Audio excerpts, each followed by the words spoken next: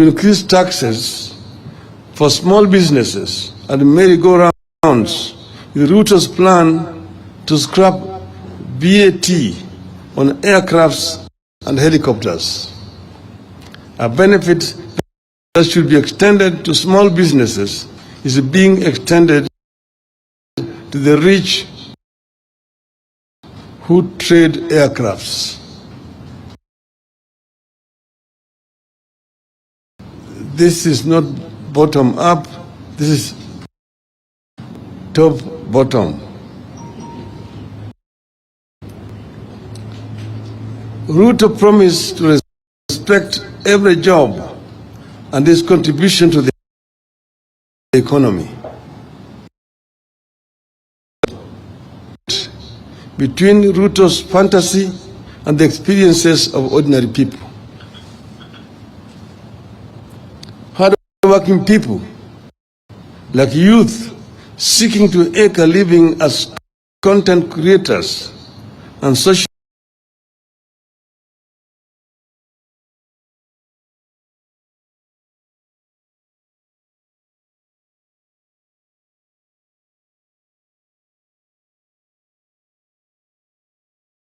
crafts, false beards, eyelashes, human hair, and artificial nails, among others. The beauty industry is a major employer, particularly of our women and girls who have been unable to find work elsewhere. Millions of young men and women eke a living out of salons, spas, and barbershops. Those businesses face closure. Others will have to sack employees. Ruto and Kenya Kwanza are behaving as if cost of living is no longer a crisis in this country. Despite existing high prices, Ruto wants to impose 16% VAT on maize flour, cassava flour, and wheat flour.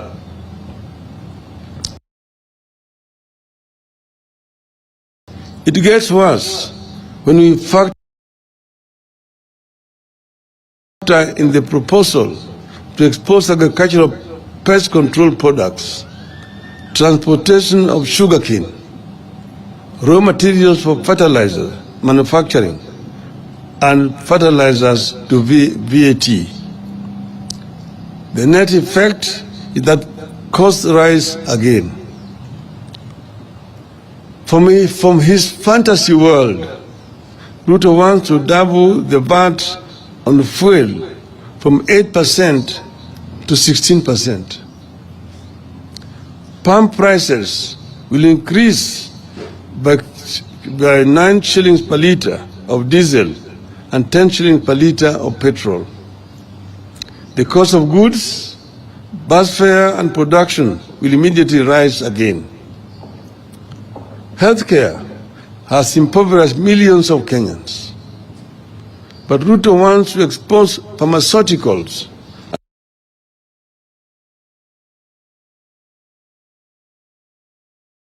and medicaments to taxation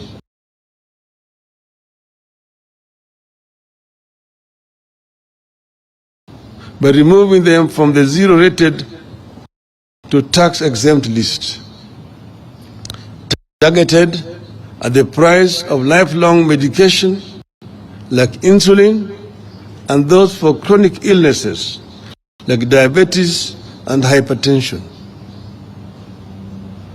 After raising the cost on passenger vehicles will increase from the current Kenya shillings 2,400 to at least Kenya shillings 5,000, and from 3,000 to at least 5,000 for commercial vehicles. Trucks will now pay at least 60,000 shillings annually, up from 20,000 shillings. This will be passed to the consumer, making matatu and taxi transportation more unaffordable. And woe unto you If that vehicle ends up in an accident, Ruto wants to treat insurance compensation as income and introduce a 16% VAT on it. Insurance compensation will no longer be seen as compensation. My car had an accident.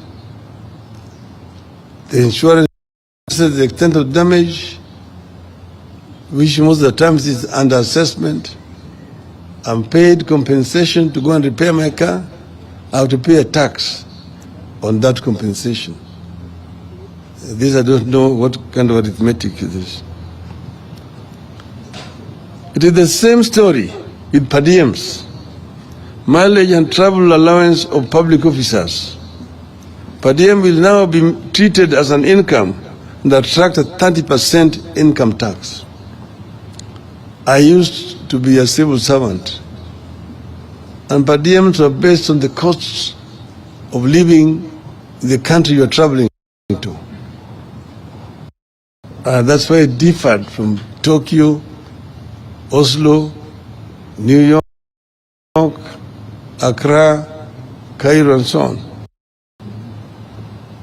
And whatever you did not use, you are required to retire on return. Now it is an income that you must pay 30% on. You could go on, and it will be tax after tax. Looking at the proposals, one cannot help asking, what planet does Ruto live on? Does he understand what Kenyans are going through? Let me turn briefly to the question of how did we find ourselves here?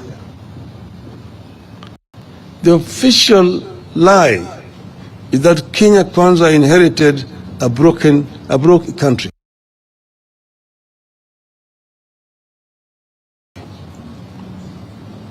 The truth is,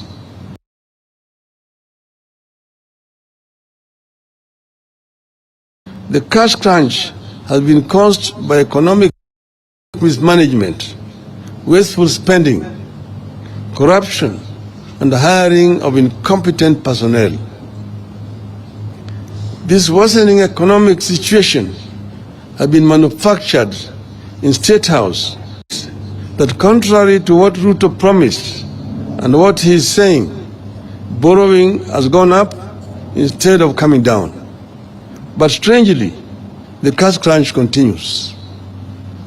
In September 2022, when Uhuru Kenyatta officially handed over to Ruto, Kenya's total debt was 8.701 trillion. I repeat, 8.701 trillion. Of this, 4.33 trillion was external debt, while 4.366 was domestic debt. As at March 2023,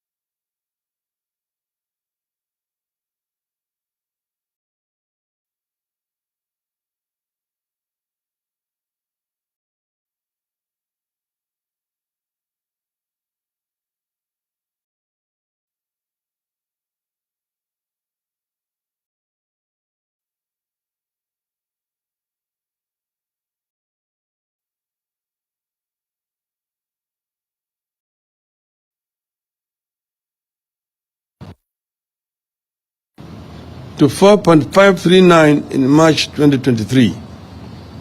We can go 2021 to March 2022, that a comparable period. Our debt rose by 405 billion, from 7.96 trillion to 8.401 trillion.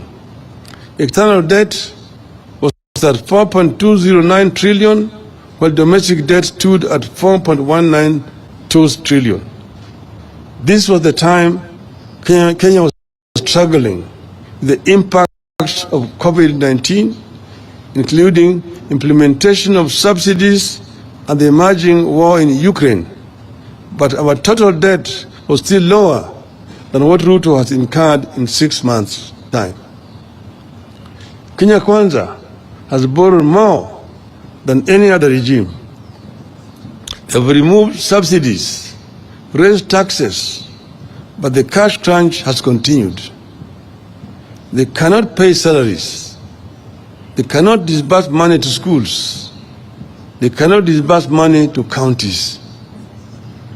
They cannot disburse money to the elderly. They cannot finance the National Hospital Insurance Fund. And nearly all major infrastructure projects have stalled. Where is the money going? It is being stolen and being spent on wrong priorities to massage Ruto's ego. And that is not all. Quietly, Ruto is trying to change the country's debt ceiling from the current absolute number of Kenya shilling 10 trillion to a moving number of 55% of GDP. And right now they are trying to bring an amendment in Parliament that will remove the parliamentary authority to sanction increase of debt. The debt level is already 60% of the GDP. To beat that violation of the law, Ruto wants to force an amendment to the Public Finance Act to allow the National Treasury and not Parliament to set new debt ceiling. Which is why we are calling on Kenyans to reject excess taxation to finance wasteful expenditure. It is urgent that we bring Ruto back to earth.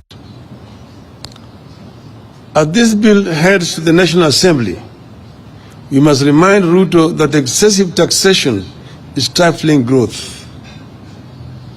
We must tell Ruto that when people have to park cars at home because of cost of fuel, it is bad for the economy. You must tell him that when Kenyans postpone traveling up country because they can't afford fuel or fare, it is bad for the economy.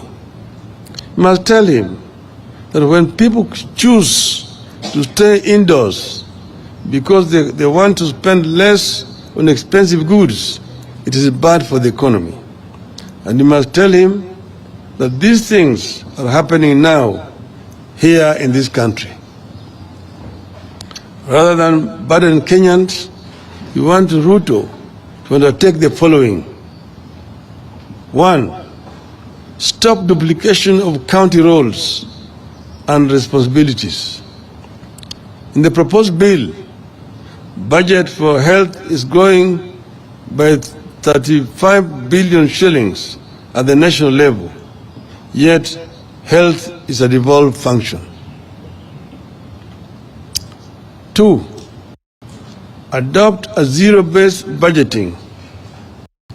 Don't take the previous budget as the baseline. Every budget must start at ground zero, where everything has to be justified. 3. Don't grow the size of the budget. Cut it down and live within your means. 4. Instead of imposing new taxes, see the loopholes that lead to the loss of revenue. 5.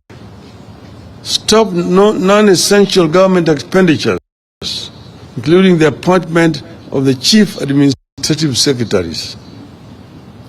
6. Reduce the size of government. 7. Cut non-essential domestic and international travel. freeze ministerial out-of-station allowances, ministerial house allowances, and domestic allowances for cabinet and principal secretaries. 9. Stop corruption and theft of public funds. 10. Finally, we ask Ruto to humble himself and seek forgiveness from Kenyans for the anxiety caused then and begin afresh. The one point I wanted to mention that the budget for the parliament is 41 billion shillings. That of the judiciary is 23 billion shillings. But the budget for housing, which is talking about as his flagship project, is 29 billion. Parliament, with only 43, to be globe-trotting around. Yet housing, which is saying is fundamental to his budget, is only allocating 29 billion shillings, less than what is given to members of parliament, almost equal to what is given to the judiciary. Is economics upside down. You have noted that the regime has run out of sound and has resorted to threats. But we have agreed with our MPs on what to do. Vote against any tax rises. Should Ruto overrun the National Assembly, we will regroup and overrun him in the wider National Assembly of the whole people of Kenya. End of statement. We welcome Madam Martha Karua, who just joined. I would now like to invite the chair of the Azimio Council, Honorable Deritu Muridhi, to take over from here. Welcome.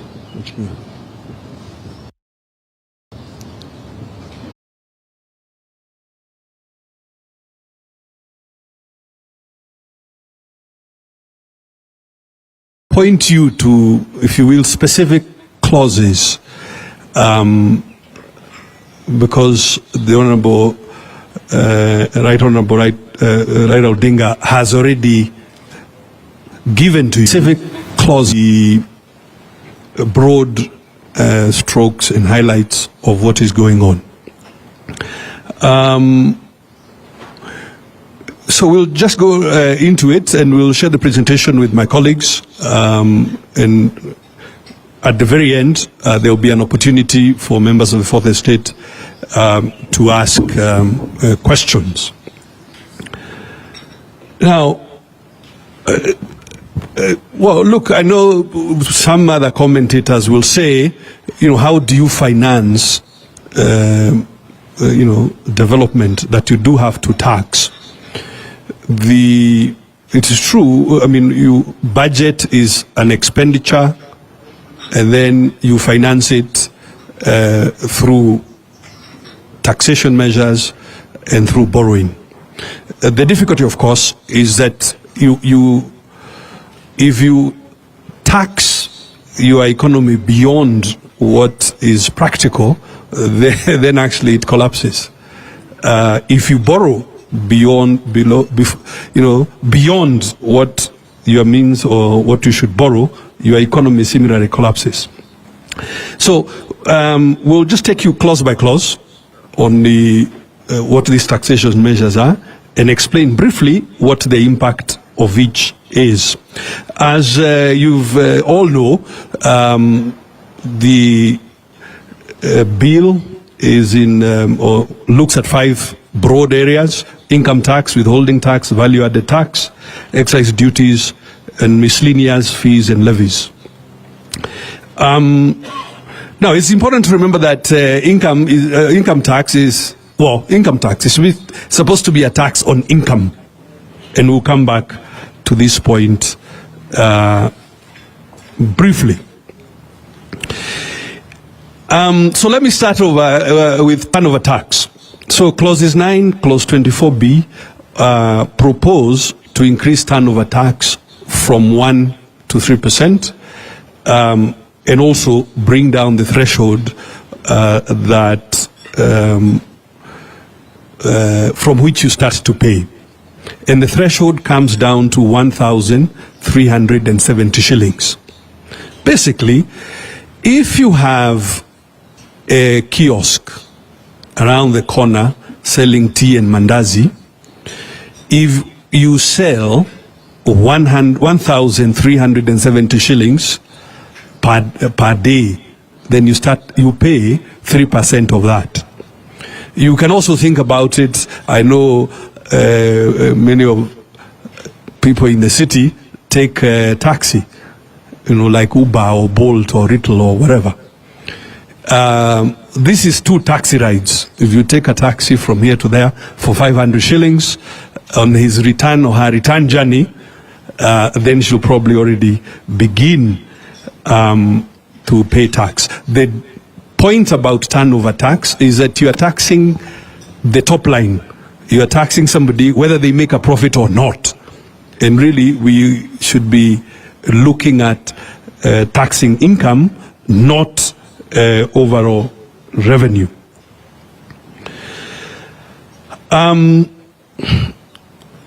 Clause 5 of the bill proposes to tax employee share ownership programs. If you have a small business and you want your staff to get committed to the business and you offer them some few shares, and this is a common practice with Kenyan small businesses, so that they are motivated to work even harder. Now, this will attract 30% because it's considered part of your compensation. Remember, ladies and gentlemen, that dividends are already themselves taxed in addition to capital gains. So this will end up being a triple taxation. And you will see in the bill that the valuation, determining what is the value of these shares that this small business has provided to the employees, is up. The determination is up to the commissioner, which therefore leaves room for abuse.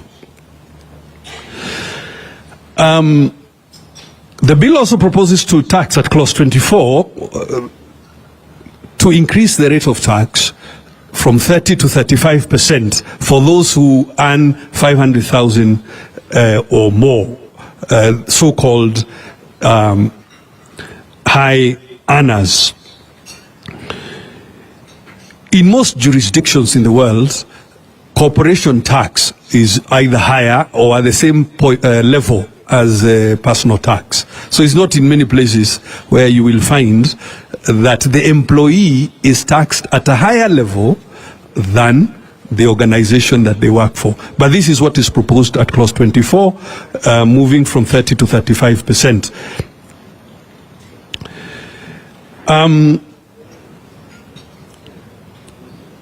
Clause 5 targets per diems for public officers. So per diems, travel allowance, mileage will now be taxed at 30%. And now what we want to point out here, per diem is not an income. You pay or you provide it to an employee so that they might go to Mombasa or to Kisumu or Nyandarua or Machakos for work. So you cannot treat it as though it's an income and then tax it. We are quite certain this is going to affect motivation and morale and disadvantages public sector workers a great deal.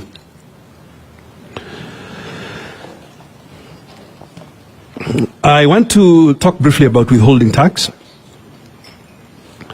Now,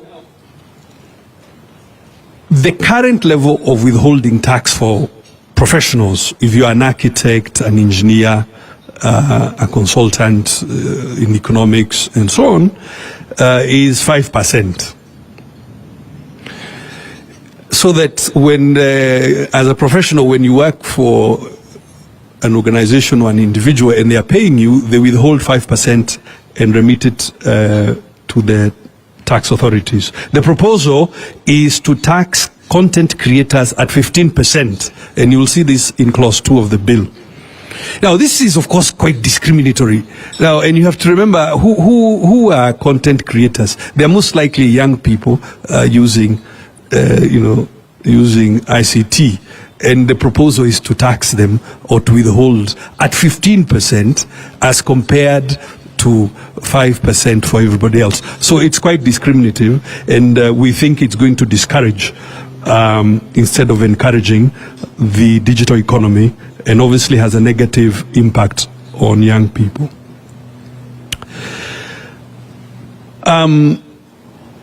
Clause 10 and Clause 24 propose to tax digital assets. Digital assets, cryptocurrency or non-fungible tokens. But let's talk about cryptocurrency like bitcoins. And the way you can think about it is the same way you think about dollars or euros. You have businesses that are called forex bureaus that buy and trade currency. You don't tax them for the volume that they have sold. Instead, you check whether they have made a profit and you tax the profit. What is being proposed at clause 10 is to tax the bitcoins at 3%. So you are taxing the person whether they have made a loss or not, which we should not be doing. I think, well, maybe I shouldn't say that, but I suspect some people, yourselves here for the state in communications, perhaps you moonlight in DJing services and so on. So you will not escape if this bill passes. Clause 24 proposes to tax promotional services at 5%. So, for instance, if you went to an event like this and you are, providing the service of being the master of ceremony, and then you're paid some little token, then that token is going to be charged at 5% withholding tax, and you will find this at clause 24 of this bill.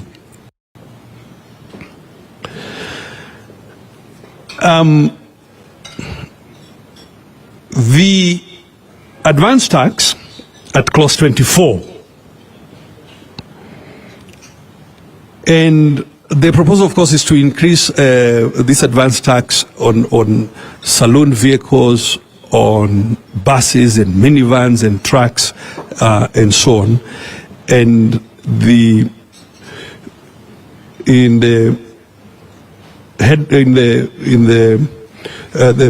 Prime Minister has walked you through this. The impact, of course, is what we are explaining.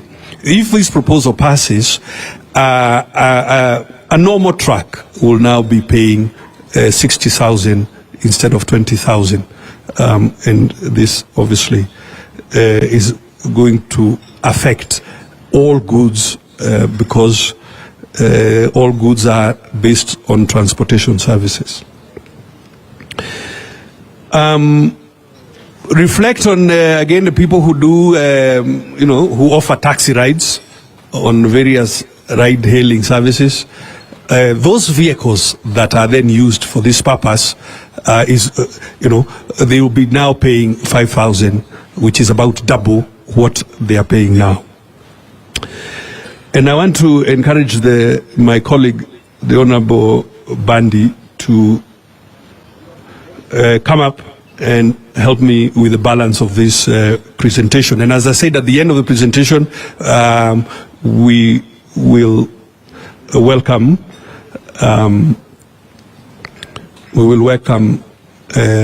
Q&A. Now, Clause 17 redefines, please come. Clause 17 redefines entities including social welfare organizations, chamas, clubs, and so on. And what the clause is trying to say is anything you get beyond subscriptions will be considered business income. So now and you know, as the Prime Minister has explained, around the country, in every village, women, men, young people organize themselves in chamas and merry-go-rounds. And the effect of this clause is to consider whatever proceeds they receive as income. Anything above subscription, and therefore subject to taxation at the normal 30%, which is the rate of income tax. You can see that this is obviously going to discourage savings amongst women, amongst youth groups, amongst anybody really who is in this circumstance. The last one, so that I invite Honorable Badi, is capital gains tax. Clause 26 proposes to introduce, in fact, not enhance, capital gains tax based on property if you put that property in a business. So when two partners get together and they start a business and you put your assets into that business, obviously the balance sheet of that business goes up. The value inside that business goes up. And the proposal at clause 26 is to tax it, to tax that incremental. I can see Professor Naituli is looking at me. Let me re-explain. What I'm saying, Professor, is like this. If Professor and Mheshimiwa Wajakoya decide to start a business and you each put an asset in that business, obviously the balance sheet of that new business goes up by the value of the assets you've put in there. The proposal is that if that value is more than 20%, it should be taxed, which I can see the Honorable Kioni is looking at me. These are not my proposals, Honorable Kioni. This is what is contained in the finance bill at clause 26. So do not throw your cap at Badi and I. It is a bit outlandish. Thank you, ladies and gentlemen. I want to invite my colleague, Honorable Bandi. Please proceed. You'll use that one. Yeah. Thank you very much, Your Excellencies. At times, I know when people start engaging on issues, finances, sometimes we find it boring. I'll try to make it a little bit more interesting. What actually Honorable Nderitu was saying on capital gains tax is, if today, Honorable Kioni, together with your wife, you enter into a partnership and you're running your partnership and you decide that you want to give some of your assets, including your house or building, for that business, then of course the total balance sheet of the business will go up. And if that increase is more than 20%, the Ruto government is telling us that that must now be taxed. So that is a simple explanation of that. But I want to now focus more on VAT.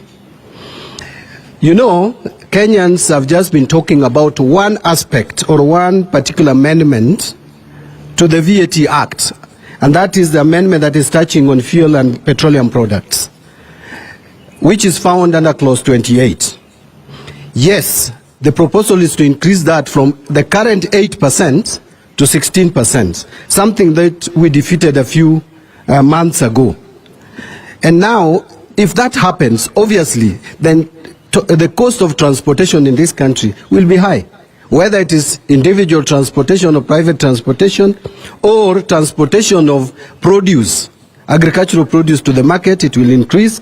That will definitely increase the cost of basic commodities.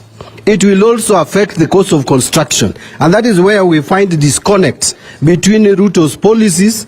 In one way or the other, they are talking of affordable housing. In another, they are taking away that by making the cost of construction very expensive, because there will be transportation of materials to the various construction sites. But that is not the end. If you go to clause 30 of the bill, clause 30 of the bill is the one that the Prime Minister talked about, the insurance compensation. Yesterday, I watched my colleagues struggling to mislead Kenyans, the chair of the Finance Committee, trying to say that this one is only touching on those supplies where input VAT had been paid, and now there is an accident, maybe fire has burnt the business, and so you are being compensated, and so you could claim input tax twice. You know, interestingly, I want us to engage our minds to this. First, this MP was trying to think the law, but not what is in this bill. What he was saying is thinking the law. The truth is, for you to be refunded input tax in this country, you must have sold the commodity. So before it is sold, you cannot be refunded input tax. So something that is burnt has not been sold. And there is no insurance company which will compensate you at the selling price. They will compensate you at the cost at which you acquired the commodity. So what he was telling us was simply playing with our psychology. What is provided in this bill is that if you get compensation, that compensation will be taxed at 16%. That is the truth. And that no one can run away from that. I want to go straight to clause 33, which is proposing a number of amendments. And I will start, interestingly, ladies and gentlemen, Ruto has been telling Kenyans that why don't you praise me for the 20 items that have now exempted. But most of those items that he's talking about were actually zero rated. Presently they are zero rated. Now they are being moved from zero rating to exempt. And you are telling us we should clap for you. Unless these people have not really fully briefed President Ruto, I think he has not been properly briefed. For those who may not know, or those who don't understand the difference between exempt and zero rating, the simple explanation I would give you is that exempt commodities zero rated commodities are cheaper because you are allowed to claim input tax. In exempt, you cannot charge VAT, but any VAT that you paid on what went into adding value to that commodity is claimable. In exempt, it is not. I want to give a very simple example. The table in front of you. If that table is exempt from tax, VAT, what it means is if you are selling the table, you will not charge VAT. But any VAT that you paid on wood or timber that was used to make the table, nails, glue, all that is still subject to VAT. You will not claim that tax. But if it is zero rated, apart from charging zero tax when you are selling the table, you will be allowed to claim any tax that you paid for the nails, for the wood, for the glue, and anything that went into the manufacture of the table. Therefore, what I'm saying in a nutshell is a zero-rated commodity is cheaper than an exempt commodity. What Ruto is doing is transferring many of those items from zero rating to exempt. And you can find that under clause 33. You read it together with the original act. That is a problem that I find with the Kenya Kwanza leadership. They are reading the act without the bill without the act. So if they are told that pharmaceuticals, for example, are now exempt, they celebrate, they start clapping, not knowing that pharmaceutical products are currently zero rated. And I will mention now what some of those items.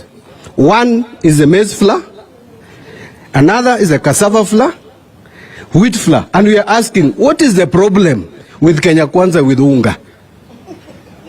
They just want to make unga expensive to this country. Are they discouraging us from eating ugali? Or they should tell us. If they don't want us to eat ugali, they should say so. The other item that was initially zero rated now is going to be exempt is under clause 33, pharmaceutical products, more particularly insulin. I think the Prime Minister talked about it. Now, treating diabetes will be more expensive. Hypertension, and many of us, and the stress that we are going through as a nation, a higher percentage will go through hypertension than experienced previously. Now is the time to make treatment of hypertension should even be more cheaper. The agricultural sector, fertilizer, and you know, I was in a studio this morning with the deputy leader of majority, and he was saying that agricultural products like fertilizer are going to be cheaper because the fertilizer and the fertilizer manufacturing raw materials will now be exempt. I was telling him, you know, you are just showing your ignorance to the people of Kenya. Do you know presently it is zero rated? And now you are taking it to exempt, and you want to cheat Kenyans out there that you are making the cost of agricultural product, agricultural sector, the input for farming, cheaper. You are subsidizing fertilizer, but you are making it more expensive. Construction of materials for tourism sector and recreational facilities are now going to be vatable. They are not presently. Eco-friendly cooking gas is now going to be vatable. Construction of specialized hospitals. In fact, I met a bishop as I was walking out of the studio. He was going to talk about cancer, and he asked me, what should I say? I said, you go and tell Kenyans that we are suffering as a nation. We can't treat cancer because we don't have specialized hospitals. If we get investors who are ready to invest in specialized hospital to treat cancer and such ailments, presently the materials they use in construction of the hospital facilities would be zero rated. What Ruto is telling you, that must stop, because we don't need to again subsidize or support agricultural products. I want to proceed very quickly because I know time is not on our side. Honorable Nderito has talked about it. If you are doing all this, one would expect you, then you're taxing the poor like this, that you tax then everybody. But those who are able to afford helicopters, and we are not very many in this country, that one you help by reducing or removing them or exempting them from paying VAT. Let me go to excise duty. Mobile money transfer. We are aware and we know that most Kenyans, especially small traders, the most used mode of transacting is mobile money transfer. I am sure almost all of us here have sent money this morning. Why is Kenya Kwanza government increasing excise duty on mobile money transfer from 12% to 15%, but reducing bank transfer charges or excise duty on bank transfer? What is the rationale? Where is the priority? Who do we think about? Who do we consider? Is it the common person or the elite? The beauty supplies, I think the Prime Minister has exhausted that. I don't want to go to that. But we all know what that means. On imported cement, the issue we have, fine, you can protect. There is excise duty of 10%. You can protect the local economy. But there should be harmony in government policies. If you have set in providing houses, it is imagined that the construction of houses is going to be on upward rise. Therefore, you must make raw materials cheap. This is not the time to interfere with duty on cement, because you are going to make cost of construction more expensive. Why don't we start? Then we see our local demand. If the local demand is not so high that we don't need to import cement, then we can go ahead. This is not the end. This is not the last finance bill. Every year we will have finance bills until Jesus comes. This country will have, as long as it exists as a country, we will have finance bill.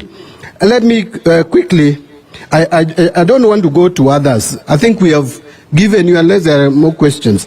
I wanted just to talk about two more things. something that Prime Minister has touched on. You know, as we were very busy, they call it noise, with this noise around finance bill, they have cheekily introduced another small bill here, an amendment to PFM Act. And what they are doing, and I want to agree with the Prime Minister, you know, first, they are now changing the system of setting the debt ceilings from the absolute number, which is 10 trillion now, to what we may call pegging it on GDP. And they are saying 55% of GDP. That is the proposal. But they already know presently that already our debt stock is at 60% of GDP. And they know it will not make sense because you are putting it at 55, it's already at 60. So they have come up with an amendment.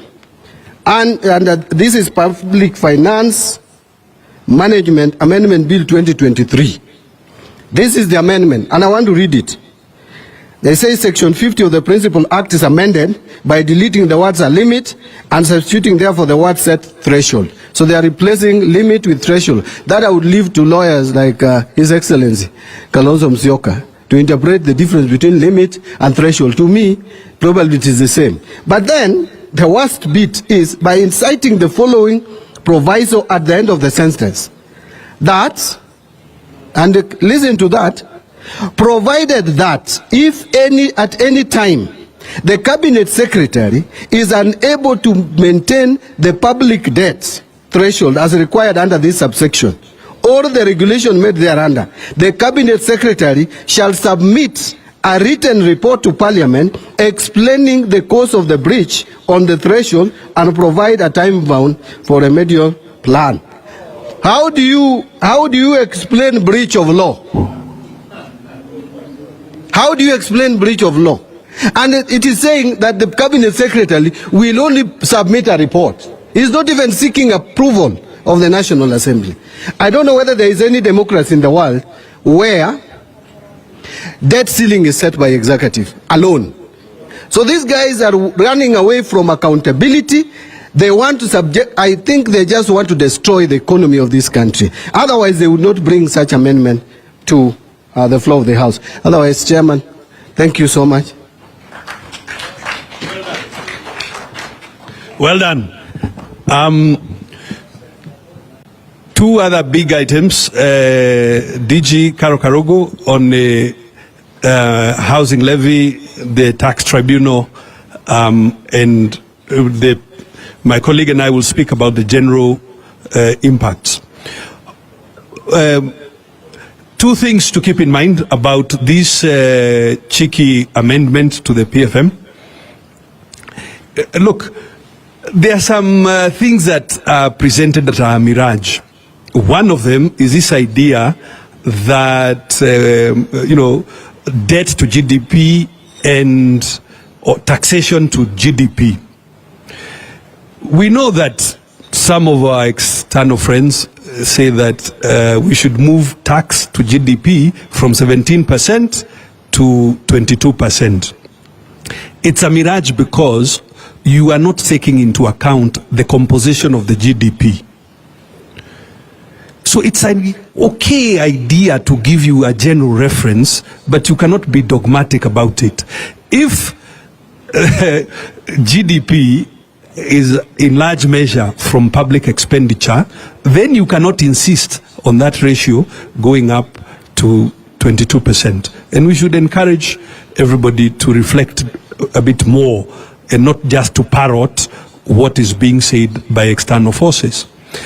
The same point about this debt being a percentage of GDP as opposed to an absolute ceiling. The difficulty with it is that because the GDP is growing in large measure because of public expenditure, you are presuming like you can either tax that public expenditure and you cannot. So, and when you analyze it, we hope that you, for the state, explain to Kenyans the meanings of these things so that our colleagues stop taking Kenyans for a ride. Honorable Karo Karugu. Thank you. Thank you. Thank you. Thank you very much. I will head on to an issue that has been canvassed. Just last night, out of 4 hours, I think we spoke about the housing levy for a good 2 hours, 13 minutes, and I was counting. It has been reported, misreported, and I think we are not addressing what is the key issue. And I do not think Ruto also knows what the key problem is with this. What we think is happening around the housing levy is that Ruto has friends somewhere. He has assured them you will be investors and you'll have tenders and you will come and provide us with sockets and wires. And so the deal is done, and now they are doing the backward cleaning. Because essentially, if you ask yourself with the housing levy, what problem are we curing? Are we curing the problem of unemployment? Are we curing the problem of housing? Or is it a problem of income like most of us, those of us in the finance and economics field believe? What is the point of building somebody a house and that person cannot feed themselves? Even if, and we argue, even if these people are built for houses, they will live in the streets with sufurias in their heads like us in Jubilee, and bakulis in their hands because they will not have food. So where are your priorities? That is what we want to ask Mr. Ruto. And we want to say, matters housing levy, I think I want to conclude it in this way. Kenyans have a serious trust deficit with the Kenya Kwanza government, with Ruto and Gachagua. They are saying, give us your money, we hold it for you for 7 years, we construct houses somewhere, we give to the poor, and then in 7 years, we'll give you back your money. And what Kenyans are asking is, can we trust you even with 100 shillings? So the question around 1%, 3%, I think those are exterior issues. The issue here is Kenyans are saying unequivocally that they cannot trust Ruto and his government with their savings for 7 years, whether or not the houses will be constructed. If we move on to the issue of clinker, Clause 72 is proposing a 10% levy on clinker. Now, those who know anything about the cement industry, clinker composes 60 to 70% of cement today. Most of it is imported. Why? Because it's only 2 or 3 of our cement factories who have grinders to grind a stone that is called pulhamite that then creates clinker. Now, the question here is how Ruto is proposing to cure the issue of cost of contraction is upside down. Because if you raise importation taxes on cement and on clinker, then what he is trying to tell us is that he's trying to give impetus to the local producers of cement so that they can produce cheaper cement. But the truth is, this is a very expensive country to produce anything, whether you're producing a sweet, that sweet called patco, or a bag of cement. Our cost of production, which is majorly anchored on our cost of energy, is unbelievable. We are the most uncompetitive country in East African region. If you are a manufacturer today, you better go off going to settle up in Rwanda and Tanzania than coming to Kenya. And the issue of energy is easy, and we want to say this to Ruto, and we can give him ideas if our captain allowed us, but we are not here to consult for government. We are not paid by Ruto to consult for him. But this, if you read our manifesto, we had brought up the issue of grid losses in this country. This country is losing 23% of its power on grid losses. Now, let me put that in perspective. 23%, so it's about 0.25% of the power that is produced in Kenya today is lost between production, reticulation, and the end use customer. In the Azimio manifesto, we had proposed to bring the grid losses down from 23% to 10%. Let me put that further into perspective. Every 1% drop on grid losses is 1.2 billion Kenya shillings. Every 1% drop on grid losses is 1.2 billion shillings saved that can be transferred to the end user. So it doesn't matter how much, you raise the cost of, you raise the cost of imports. What the government should be doing is ensure that producing locally is competitive, that bag of cement can be produced locally at a cheaper price to match the global and the East African market prices. But this obnoxious government is doing the exact opposite. The same is happening to iron rods and steel bars and craft. Let me spend some time on craft. Craft is the paper that wraps unga. I want to be like my colleague, Honorable Mandi. I do not know what Ruto has with unga. Unga has been hit from left, right, and center.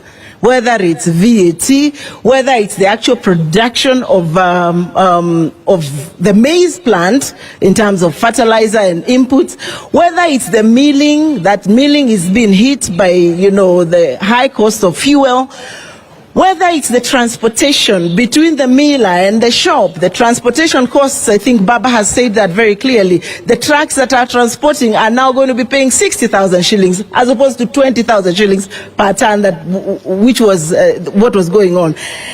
Now, unga, the paper that wraps unga usually is imported. This there's a proposal to impose a 10% duty on the wrapping paper. So who will bear this cost? It is you and I who are the consumers of unga. Once again, we want to ask, what problem do you have with unga, Mr. Ruto? Let's go to leather. The industry of leather in this country has shrunk over time. And this is because a lot of rawhide is smuggled out of this country. In fact, the experts are telling us we are losing 70% of our rawhide to China through some smuggling process out of this country. So what Ruto is proposing in clause 67, in clause 62, is that he will impose an export levy on rawhide. So what will this then do is that it will increase, the impetus of people exporting, rawhide. So what does it then do to our tanneries? We have 9 tanneries. They are working, I'm told, at about 30%. We will be closing these tanneries, and everybody who works there will be asked to go home. Therefore, job losses. Clause 67 is proposing to increase the import declaration fee. I mean, that has been canvassed. I think it was also in Baba's speech, from 1.5 to 2.5%. My argument about importation is create a more efficient, effective internal structure so that goods are produced cheaply, and you expand your tax base so that you do not have to worry about what is coming in because you're already competitive enough. Let me move to the second last item, which is the tax appeal tribunal. Now, something very interesting here is happening. That today, if you have a tax issue, you have a tax case, you will pay KRA 20% of the disputed amount. So today, I am disputing 100 million shillings. I will pay KRA, before we start anything, before I file my case with High Court, I will pay KRA some 20 million shillings. Now, this 20 million will not be earning interest. It will be put in an account we call escrow. So an escrow account, that money will be sitting there waiting for you to decide whether you won or you lost the case. You all know how long it takes in this country to, and the lawyers, I can see Honorable Kalonzo Musyoka is here, Honorable Mother. Cases take an immensely long time. So this money will be sitting there waiting for the case to be concluded, and you will get back your 20 million shillings 5 years down the line, no interest. That is what Ruto is proposing.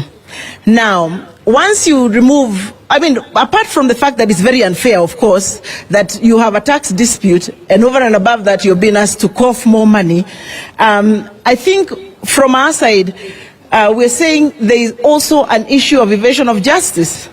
The Constitution is clear. I think the lawyers can guide me.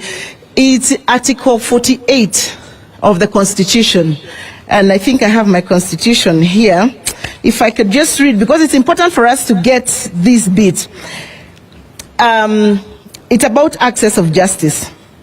The state shall ensure access to justice for all persons, and if any fee is required, it shall be reasonable and shall not impede access to justice. So I don't know how reasonable 20% is. If you ask me a reasonable fee, should be in the decimals, in 0.001, 0.002. That is a reasonable fee. But 20%, Mr. Ruto, by no means is not a reasonable fee as is prescribed by our Constitution. Last but not least, we talk about the Tax Procedure Act, and this one is extremely interesting. Just like we see in the entire bill, we see Ruto safeguarding his friends. So if you are a friend, I think what he has realized is a lot of his friends have issues with taxes. Because in clause 51, he's proposing an amnesty on any interest, penalties, fees for anybody who has a tax dispute as at 31st of December 2022. Apart from the fact that this sets a very, very bad precedence, because then if I'm the president next time, I will just ask my buddies, how many of you have cases? I can offer you amnesty. So it sets a bad precedence. But we read mischief in this particular amnesty, and we know they're all in government, all of them who have issues with KRA, whose factories have been closed. So what he's telling his friends is that I will give you amnesty until 2024. Please go and sort out your issues. I will scrap your fees and your penalties. I thank you very much for the privilege of your attention. Those are my issues. Thank you.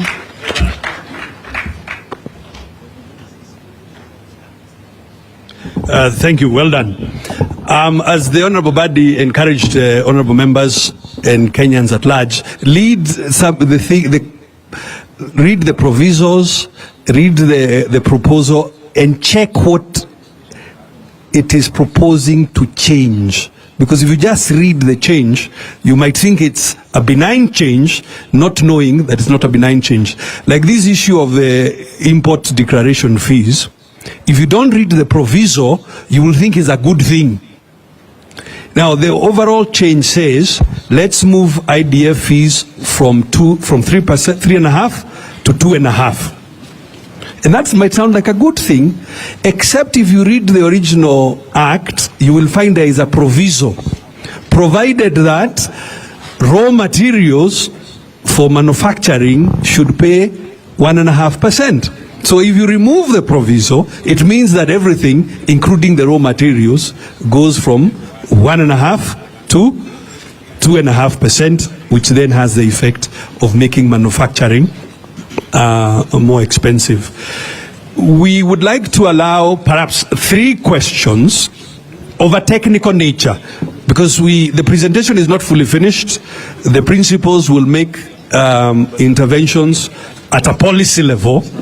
So if members of the further state have, let's allow no more than 3 technical questions.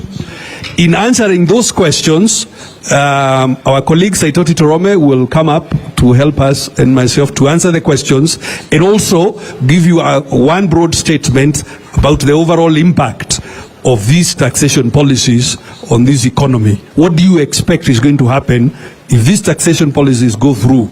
What will happen to the economy this financial year? So, by a show of hands, if, again I repeat, if it's a question of a technical nature, that's what we'll answer. Then afterwards, the principals will make interventions, and you can then ask the bigger picture questions. Yes, down the road. Yeah, Chairman, we are not going to take just from members of the press alone, even other participants. If you have a question, just raise your hand and you'll be able to ask. Any but question? of a technical nature. As we do so, Saitoti Torome, please come up to make one statement around the impact. Questions? Okay. Okay.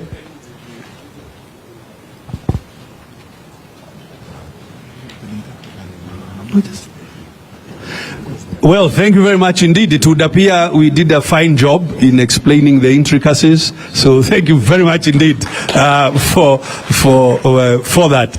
Saitoti Torome, in one sentence, what's going to be the impact of this taxation on the Kenyan economy overall? I think thank you very much, Governor Muriithi. Mine is only to state one point.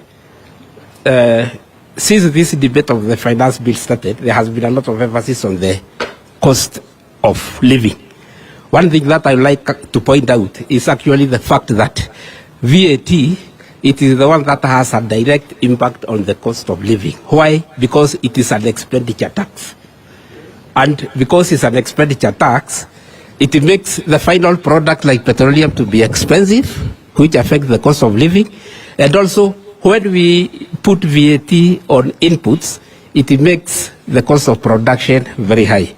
Deputy Governor Karo has just said about how it will affect our economy. And it is actually true, because God are the days, and you will agree with me, when you used to say that Kenya is a blue-eyed boy where all the foreign investors are attracted in Africa. It is no longer the case. Many African countries have opened up their economy. Tanzania is there, it has got a lot of resources. Rwanda, Uganda, even DRC now is a member of the East African Community, and South Sudan. So when we make the cost of production in our country very expensive, we will not be able to attract foreign investors, and our economy will not grow. And even to mention that, I can see Honorable Oparanya is there. He actually used to be the Minister for Planning and Vision 2030. If we make the cost of production in our country very high, by imposing such kind of taxes that are in this finance bill, we will not be able to realize the dream of Vision 2030, because we will not be competitive.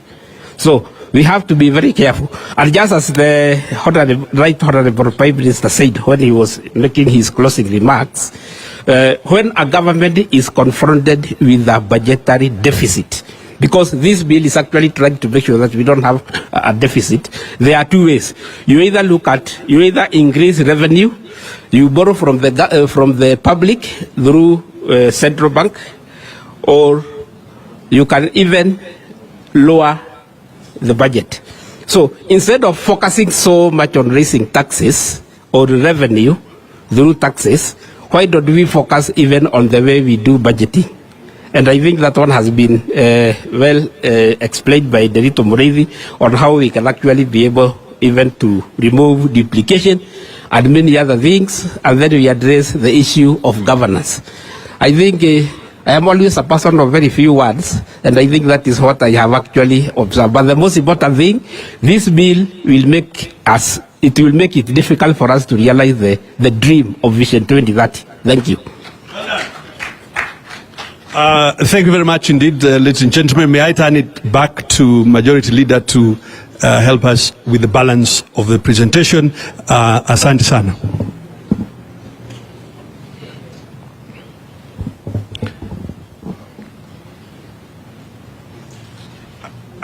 Can we give a final round of applause to our Economic Council for a wonderful job? They'll be leaving now to join some other crucial meeting happening next door. So we shall be excusing the members of the Economic Council. Yes, but in the meantime, please allow me to invite Her Excellency Martha Karua to come and forward and address us. Karibu sana Mheshimiwa Martha Karua.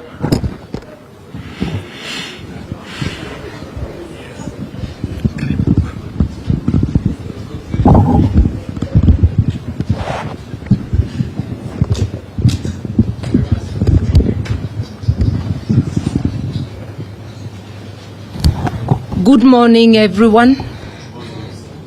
after my boss has spoken, has given such an eloquent address, there is very little for me to say, and also with the remarks that have been made by our team. But I want to say that clearly the finance bill is an indication that the Kenya Kwanza government has waged an economic war against citizens and especially the vulnerable. You would expect that during these hard times there would be measures to cushion the vulnerable. You would expect that food items, critical items, you remember that Azimio has been on the forefront of asking for the lowering of cost of living, actually demanding for the lowering of cost of living. This bill is a contempt card on those demands because its net effect will be to push the cost of living upwards, as has been very eloquently explained. Once you raise VAT on fuel, there's a ripple effect on virtually everything. When you tax exempt things that were zero rated, once again, the effect is pushing the prices up of essential items such as medicine, critical medicine.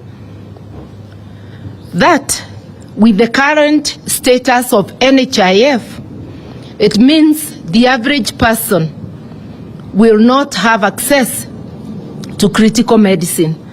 And in Kenya, we say families are just one sickness away from abject poverty. So when you move critical medicines to exempt, tax exempt, and push their prices up, it means this bill is going to directly cause deaths, suffering and death to many Kenyans. It also means that food will be less accessible. Already, we have a crisis of people not being able to have meals on their table. With the joblessness, with the cost of living being up, Kenyans have been shown by the Kenya Kwanza regime that they are on their own. This is happening in a context where the expenditure, non-essential expenditure for the office of the president, for the office of the deputy president, for the prime cabinet secretary, luxury items, they have pushed the budget up for travel, the example being led by the office of the president. They have pushed the amount for purchase of non-essential items, fuel, gasolines. Cars are not an essential, especially if they're just discarding cars they found that have not lived that have not done their time. Just because you have come in, you buy new vehicles at a time our economy is in crisis. They talk of austerity measures on one hand. On the other hand, they are lavishly spending like there is no tomorrow. So just a look at what is happening. If you look at the finance bill as against the budget proposals, because the increase in expenditure is well captured in the budget proposals, it is quite clear that Kenyans are on their own and that this is a cruel and caring regime which does not care at all if Kenyans die of hunger, if children fail to go to school, or if people die because they cannot access medical services.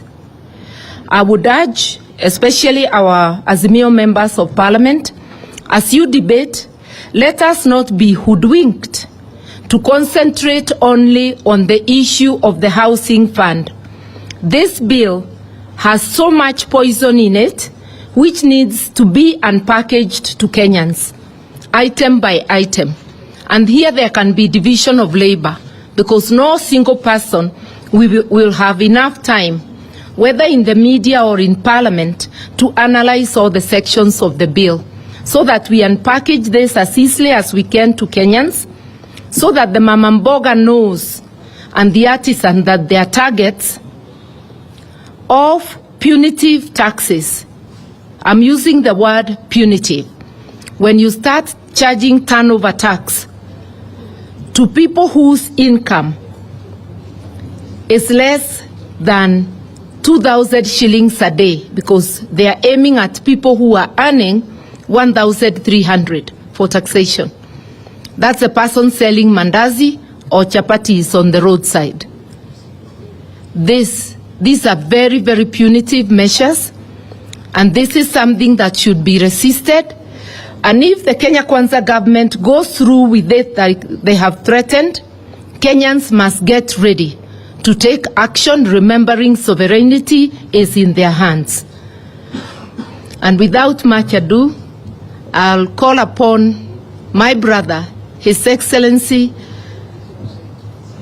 Dr. Helonzo Musyoka, even to offer greetings. Much has been said. You are not being asked for much, just greetings. Asante. You done it so well. I didn't want to add anything because our brother Raila put it so well, so eloquently. I think this has been actually a learning experience for a lot of us, and I want to thank our Economic Council team.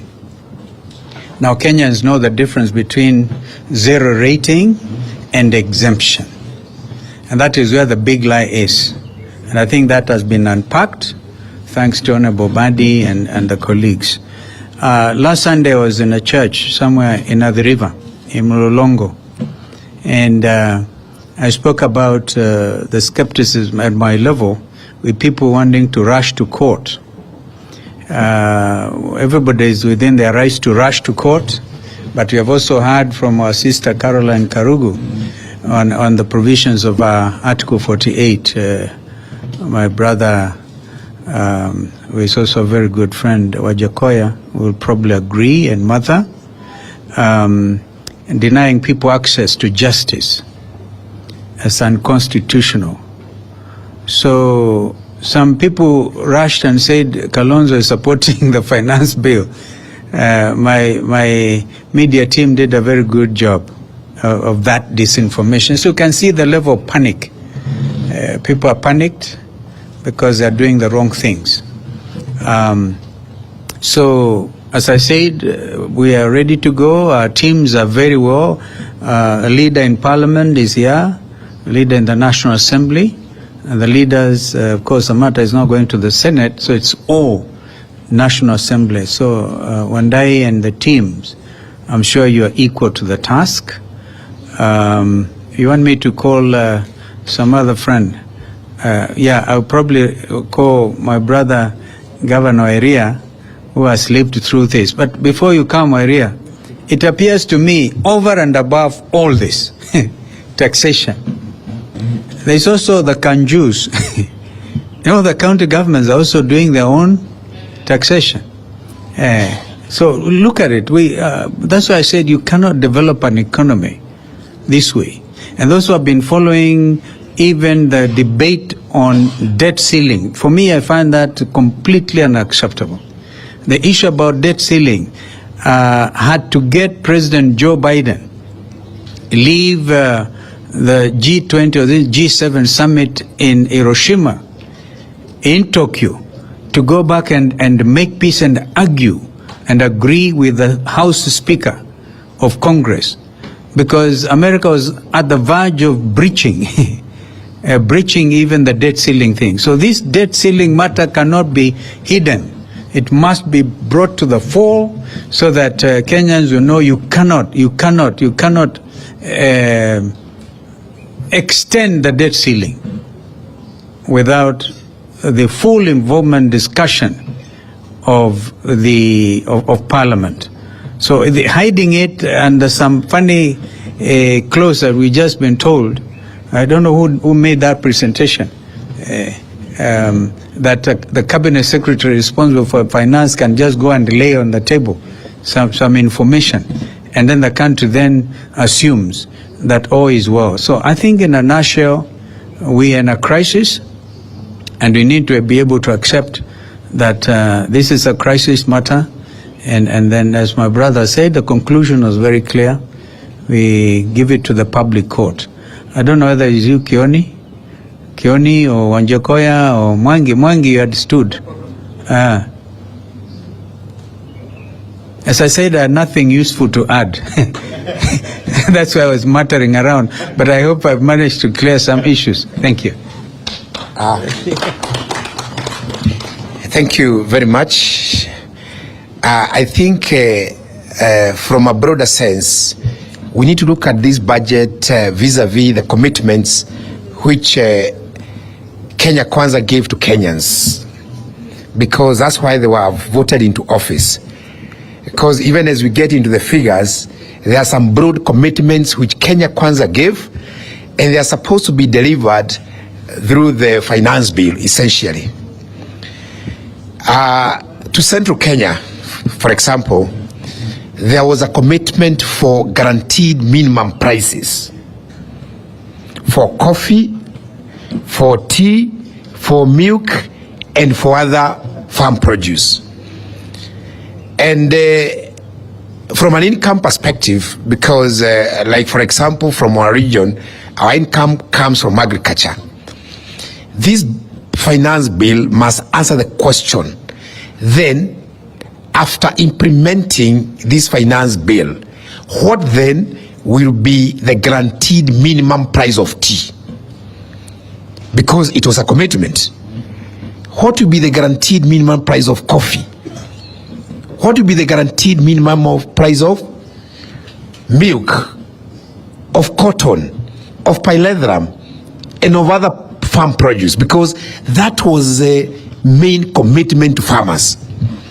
So is coffee going to go to 200 as they committed as an output of this finance bill? That is what those people expect, because they might not understand the numbers very clearly and the argument today, but the impact of this to them is what they need to take home.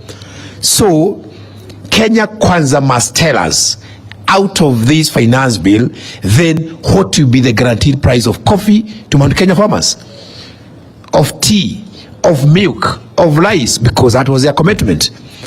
As we speak, tea attracts about 42 levies, 42 taxes. And when I was a governor, together with the governor of Kericho, we had actually gone to court, and the matter is still in court, trying to challenge the 42 levies against tea as a crop or as a sector. The matter is still in court. So those are the matters which this bill is supposed to be resolving for our farmers. But they're just giving us figures which are actually indicative of the fact that fertilizer is going to go up, the cost of transport is going to go up, packaging costs is going to go up. So when are we going then? How are we then going to get those deliverables? That is very important. They must tell, especially because I'm from Central and I'm not biased, and I'm speaking also for others, then what will be the price of the guaranteed minimum price of coffee to farmers, tea, milk, cotton? That was a commitment. So they can do what they want, but then announce those prices as part of the finance bill. Lastly, this is not the only finance bill. We are going to have other 47 finance bills from every county. And because the model is the same, and the principle is the same, and the alignment is Kenya Kwanza, and this is a philosophy, it means we now expect worse bills from the counties. So how are we going then to marry the county finance bills and this finance bill and then say this is the overall burden to our people? Because this is half of the burden, or partial burden. So someone need to tell us then what will be the overall impact, because this is half the journey. There is another one which is going to come from the devolved system. What then will be the overall impact to the average Kenyan of this bill? Because the other levies which are being discussed And they've been encouraged, by the way, to make sure that they raise as much money as possible because there is no money from Treasury. So as we look at it, we need to then ask what will be the overall impact, and we also need to assess, and our team need to get into the county finance bills so that we know the overall impact of this year's finance budget from both national and county governments. Thank you.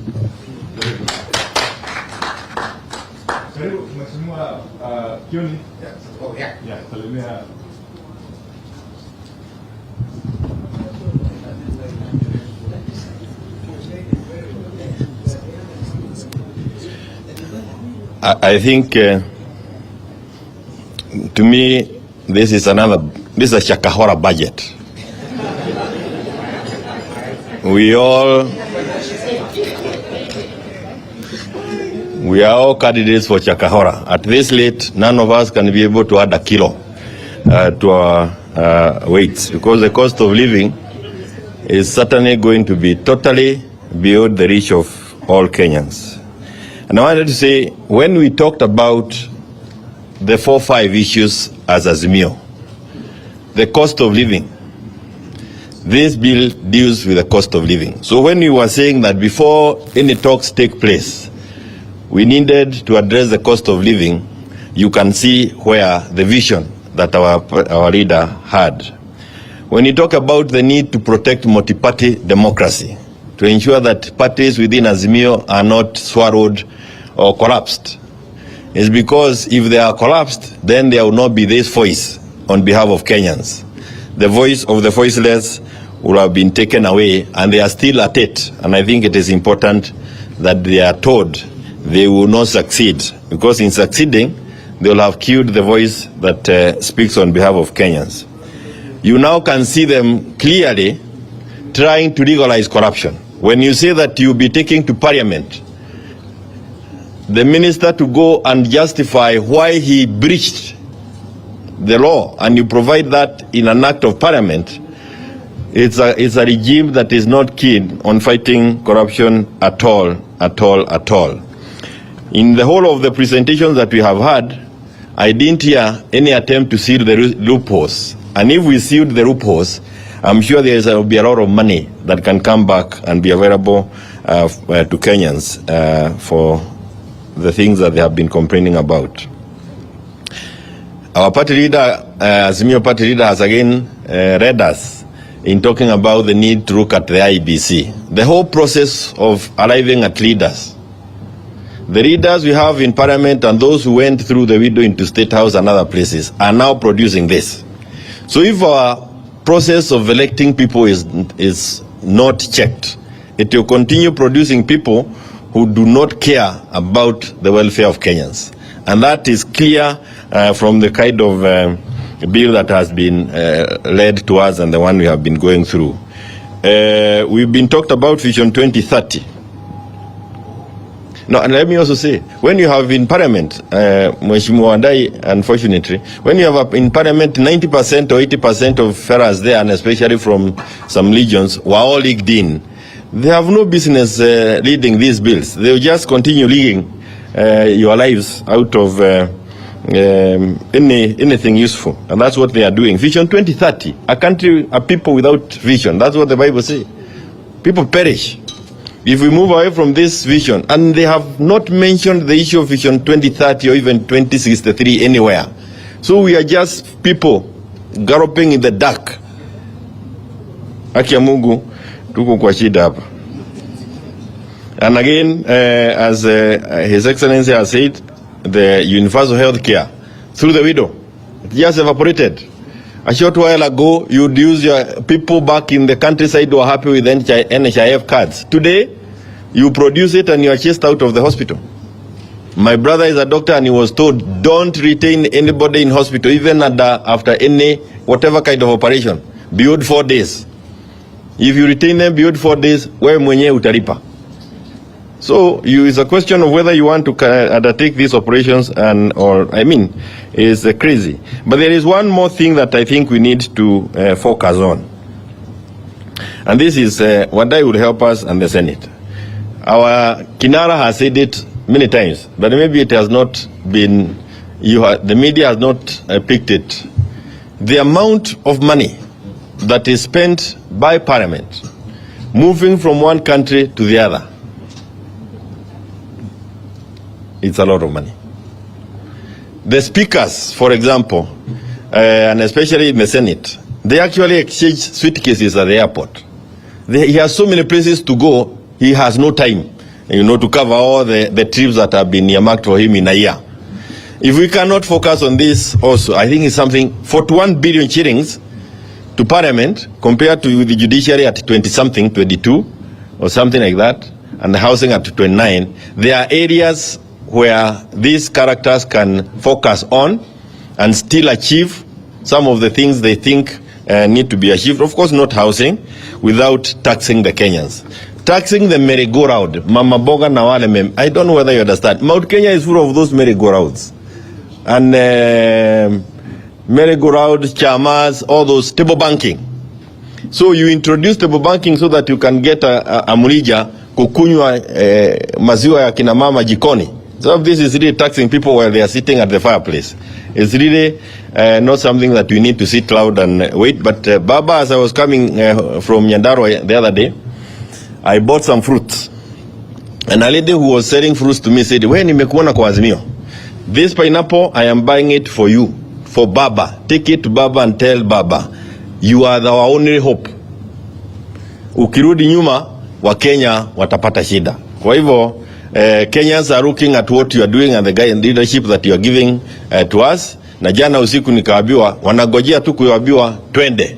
Pali utasema watu waende, hapo ndio watu wataenda. Wame give up kwa hii watu ambao wako hapa. Asante sana. Thank you so much. Before I invite the last two speakers, let me introduce some of us who are in the room. We have the Honorable Peter Orero, who is our host MP, the MP for Kibra. Asante sana Mheshimiwa Orero. We have Mr. Yagwik Ramji, the Deputy Party Leader of Roots Party, Makofi Kwaki. We have Ambassador Elkana Odembo. I'm sure you all know him. Karibu sana Balozi. We have Sheikh Juma Ngao and his colleague. Very good, Mashe. Thank you very much. Of course, we have in the house our technical team. They have been joined now by Professor Adam Solo, Durongwen, and the rest of the team. Let me invite Honorable Wajakwe to make yes. I'll be inviting, of course, Honorable Paranya to come in later. He's the chairman of the Azimio National Executive Committee. Thank you. Baba Raila Molo Odinga, Mheshimiwa Kalonzo Musyoka, Mheshimiwa Martha Karua, Mheshimiwa Governor Wairia, Mheshimiwa Kioni, Mheshimiwa Paranya. I'll be very brief and I will not go to what has been said. I talk differently. When you go to a place, you don't repeat what others have said because they have made a point. Baba has made a point, the rest have made a point. I've looked into this budget. This budget is rotten. I'm not going to comment on it because it doesn't have things that matter. In Kenya today, with Gulalu Galana, which was 1 million acres of land, we had proposed as Roots Party before, we had proposed that we shall take 200,000 acres of land in Galana Gulalu and grow wheat for export. We'll not be having this issue of manuring, this issue of propositions of taxes up and taxes down. Bang does not need fertilizer. Bang does not need to be nurtured. It only grows for 4 months. But the reason why I'm talking of bank economics is the world has moved away from this miniature kind of budgetary system which are imposed by the World Bank, IMF, or Bretton Woods institutions. I as a scholar, of Bretton Woods institutions, that's law and economics, law and development. If you look at what Walter Rodney wrote, and I'm sure my friend Honorable Kalonzo is very much aware because he's a reader, Walter Rodney wrote of a phraseology that led to his death when he was a Guyanese living in Dar es Salaam at that particular time, of how Europe underdeveloped Africa. So we are talking of hegemony of development and undermining underdevelopment, because they are looking at us and saying that Africans have no conscience. We have to develop them.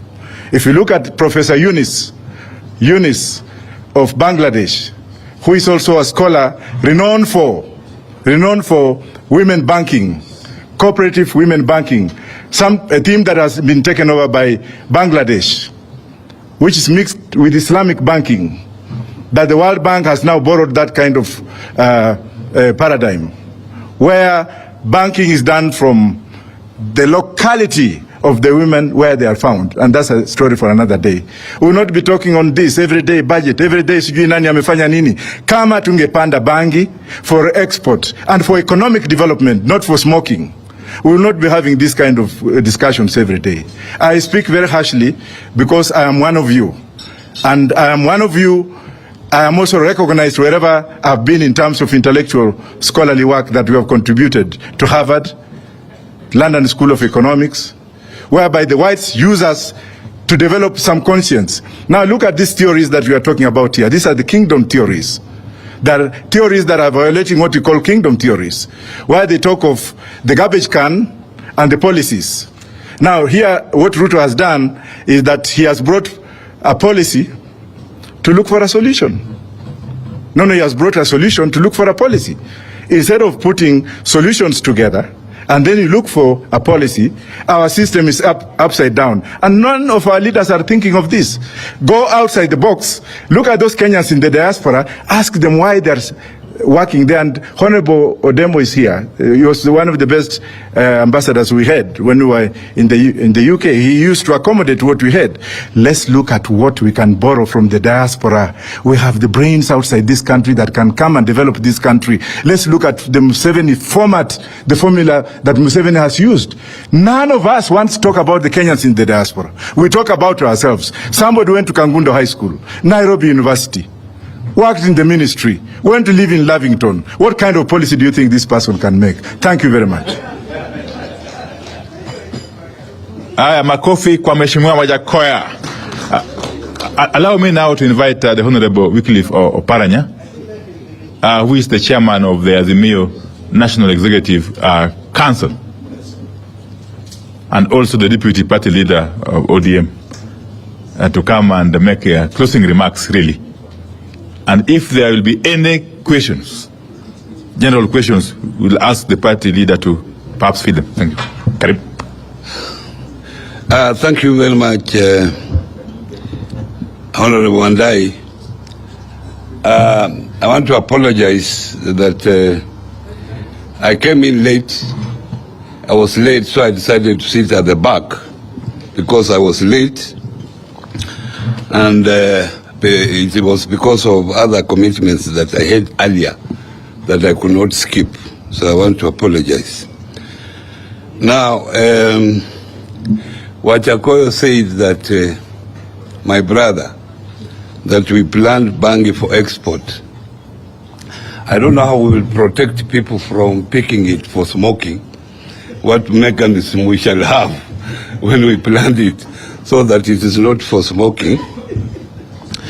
But let me tell you that one of the principles of taxation is simplicity. Simplicity is a key principle of taxation. And simplicity in two ways. One, how you calculate it. It should be understood by the taxpayer that this is how tax will be calculated, and he can even calculate himself or herself and pay voluntarily, because it's very simple. And the second one is how you collect it, because you have to look at the cost of collection versus the tax itself, Because if the collection is very expensive, more than even the tax itself, then that's not a good tax. So if you look at this taxation, they are lowering the threshold for turnover tax.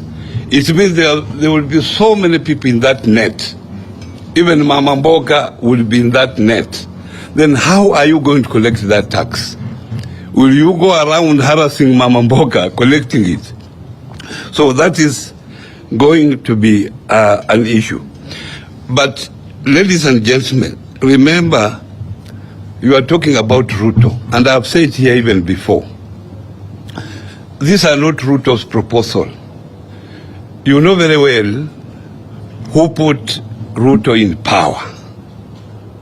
These are the people who are telling him that if we have to keep you in power, to continue in power, this is what you should do. And we shall continue supporting you so long as you do what we tell you. That's all. I don't think even Ruto has read this taxation bill. I don't think. It is just being imposed on him. And as you go through it, remember that. Now, the finance, our economic committee was here. There is an issue that I picked up in the finance bill, that they are making a proposal to zero rate VAT on acquisition of going concern. Companies that already exist, that if you come and acquire that company, you will not pay VAT. Who are these people? You know, you acquire a company when you are rich. So if you are a rich man, you are coming to acquire Kenya pipeline. Why should I exempt you from VAT? Zero rate VAT that you are going to pay. It means, and you remember, it means already these people are now targeting these companies to acquire them cheaply. Because how do you attract even investors to come and acquire already the existing company? You attract investors to come and invest in new ventures and not going concern. Because going concern, they are already there. So, not that. And I think that should also be picked up. Now, I have a friend of mine who is in Uganda. He's a Ugandan, but he has stayed here in Kenya for a long time. So he sent me a message this morning, and I want to read to you. He's saying, let him pass the finance bill as it is. What is wrong with you people? You have to let him make mistakes. That should be your strategy. If you help him to make good decisions, how will you remove him? You are supposed to make a little noise for record purposes that you post it, but don't make it too strong. He will correct the mistake then. What becomes of your talking point? And this is my last shot. Thank you.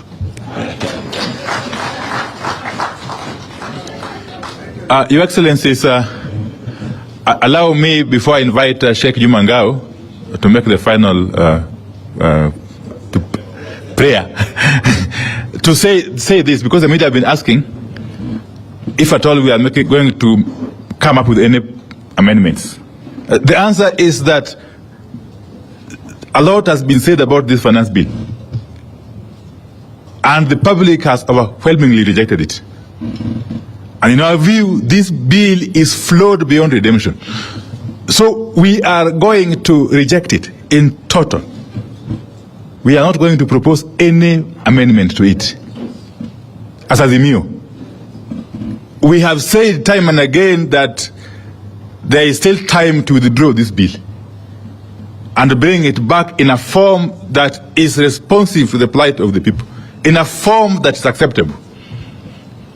But our plea has fallen on deaf ears so far.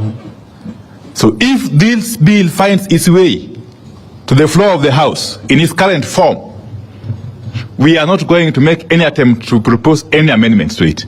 We shall be moving to reject it in total. And in any case, there has been the argument that if the bill is rejected, what will happen? Nothing will happen. Life will continue. Because as we speak, there is a Finance Act 2022, which is in place. If you reject this one, it will continue to work. And therefore, that the notion that the matter of this Finance Bill 2023 is a matter of life and death is not true. It is simply a mere bill, which we have said is flawed, is not acceptable, is overburdening Kenyans who are already on their knees, and therefore the only logical thing to do is to withdraw it.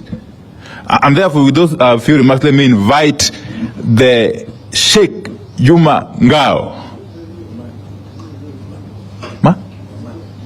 Yes, as he comes, I've got an apology, of course, from the Honorable Wamalwa, Honorable Eugene Wamalwa, the leader of the DAP Kenya, who was elsewhere, though he's on his way, but he may come late. Thank you. Karibu Sheikh Juma Ngao.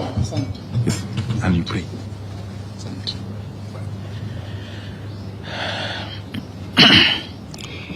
Assalamu alaikum. Bwana Yesu asifiwe. Mheshimiwa Rais wetu wa Azimio Baba Raila Amolo Odinga, naibu wetu Mama Martha, ndugu Kalonzo Musyoka, itifaki yote ikizingatiwa. Nimesikiza kwa makini sana wazungumzaji wote, kila mmoja hutaki amalize kuzungumza. Na mazungumzo haya tumekuja kwa sababu jana sisi kama Baraza Kuu la Ushauri la Waislamu Kenya KEMNAK tulifanya press conference Mombasa, tumeipinga hii bill.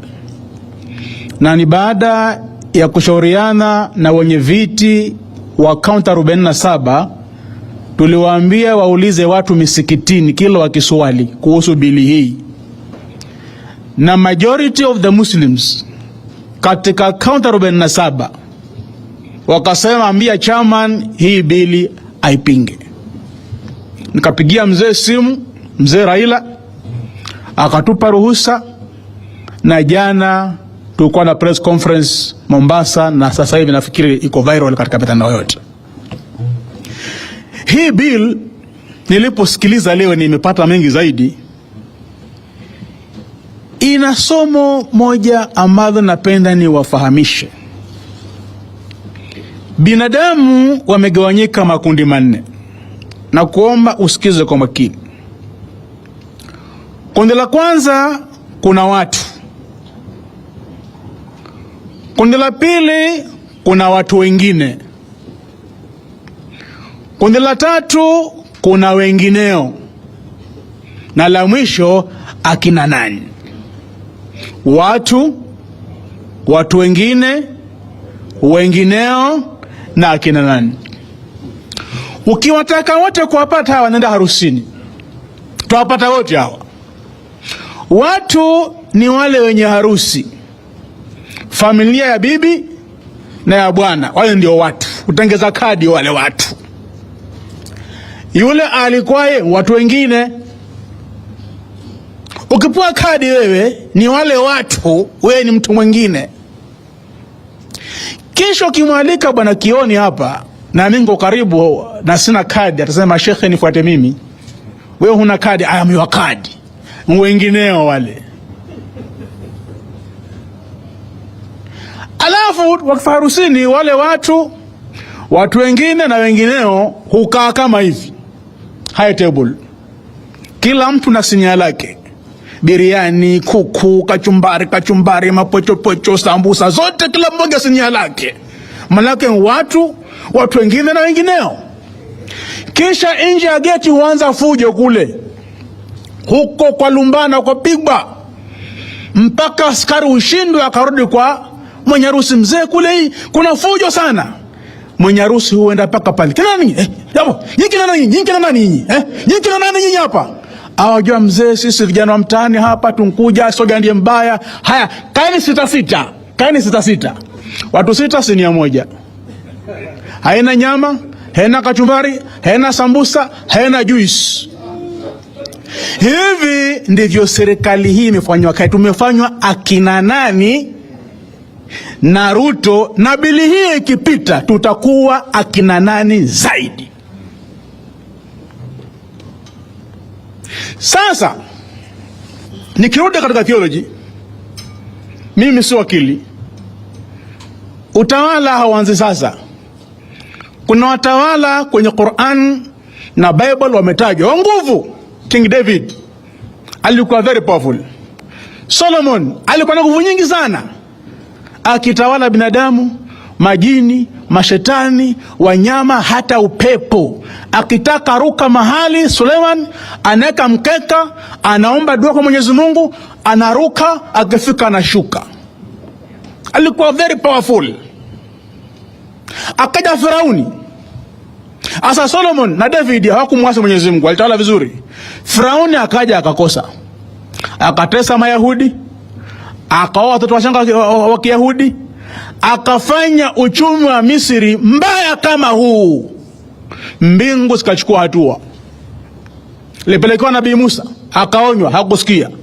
Akapelekewa Haruni, akaonywa, kusikia. Mbingu zikachukua hatua kwa utawala huo, akadidimizwa Red Sea, yeye na jeshi lake. Sijui katiba yasemaje, rais akiwa hivi kama huyu hapa, katiba yasemaje? Mimi si wakili, wajua.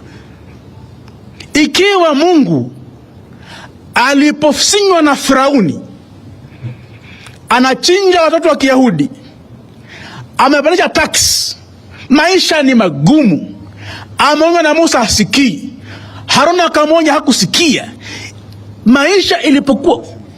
maisha ilipokuwa ngumu, mbingu zichukua hatua. Alidimizwa Red Sea na Mayahudi wakaokolewa, wakaenda Canaan. Katiba yasema nini ikiwa rais wa nchi anaharibu nchi kama hivi? Katiba yasema nini ikiwa rais wa nchi anafanya tuwe akina nani?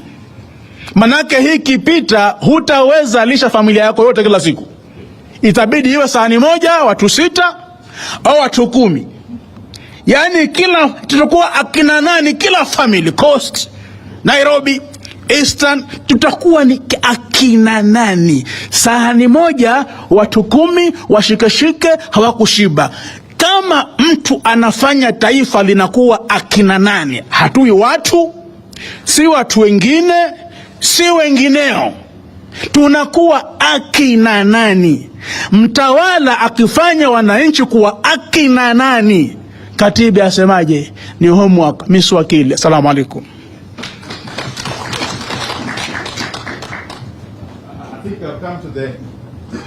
We have come to the end of this wonderful